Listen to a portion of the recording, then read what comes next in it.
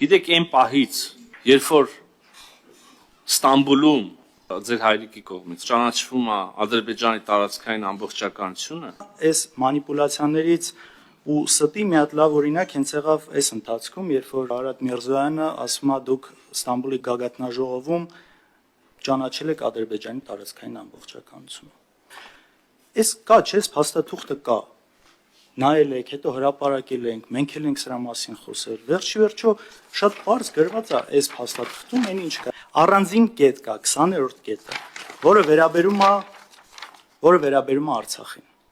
որտեղ բացարձակապես խոսք չկա տարածքային ամբողջականության մասին։ Եվ սա բերել 2025 թվականին, ասել, որ 99 թվին դուք ճանաչել եք սրանով Ադրբեջանի տարածքային ամբողջականությունը, չգիտեմ, նորմալ բառով դժվար է նկարագրել, այս այն փայլուն, սուտնա ու մանիպուլյացիան, որն արվում է։